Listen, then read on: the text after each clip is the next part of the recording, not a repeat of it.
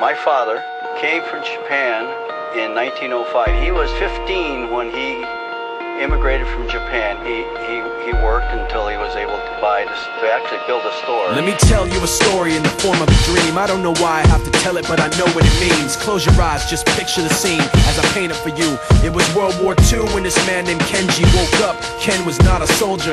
He was just a man with a family who owned a store in LA. That day, he crawled out of bed like he always did, bacon and eggs with wife and kids. He lived on the second floor of a little store he ran. He moved to LA from Japan, they called him immigrant. In Japanese, he'd say he was called issei. That meant first generation in the United States, when everybody was afraid of the Germans, afraid of the Japs, but most of all afraid of a homeland attack. And that morning, when Ken went out on the doormat, his world went black, cause right there, front page news, 3 weeks before 1942, Pearl Harbor's been bombed and the Japs are coming. Pictures of soldiers dying and running.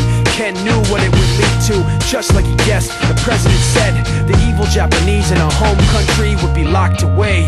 They gave Ken a couple of days to get his whole life packed in 2 bags. Just 2 bags, couldn't even pack his clothes. Some folks didn't even have a suitcase to pack anything in, so 2 trash bags is all he gave them. And when the kids asked, "Mom, where are we going?" nobody even knew what to say to them. Ken didn't want to lie, he said the US is looking for spies, so we have to live in a place called Manzanar, where a lot of Japanese people are. Stop it, don't look at the gunman.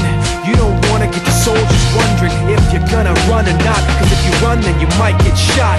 Other than that, try not to think about it.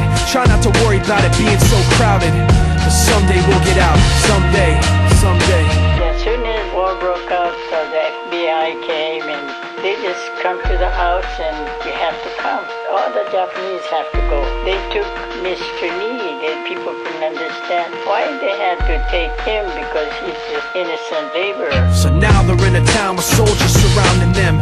Every day, every night, look down at them. From watchtowers up on the wall, Ken couldn't really hate them at all. They were just doing the job and he wasn't gonna make any problems. He had a little garden, vegetables and fruits that he gave to the troops in a basket his wife made. But in the back of his mind, he wanted his family's life saved. Prisoners of war in their own damn country, what for? And time passed in the prison town. He wondered if he'd live it down if and when they were free. The only way out was joining the army, and supposedly some men went out for the army, signed on, and ended up flying to Japan with a bomb. That 15-kiloton blast put an end to the war pretty fast. 2 cities were blown to bits. The end of the war came quick, and Ken got out. Big hopes of a normal life with his kids and his wife, but then they got back to their home, and what they saw made him feel so alone. These people had trashed every room, smashed in the windows and bashed in the doors, written on the walls and the floor, "Japs not welcome anymore." And Kenji dropped both of his bags at his sides and just stood outside. He looked at his wife without words to say. She looked back at him, wiping tears away, and said, "Someday we'll be okay, someday." Now the names have been changed, but the story's true. My family was locked up back in '42. My family was there where it was dark and damp, and they called it an internment camp. When we first got back from camp, it was pretty bad. I remember my husband said, "Oh, we're gonna stay till last." Then my husband died before they closed the camp.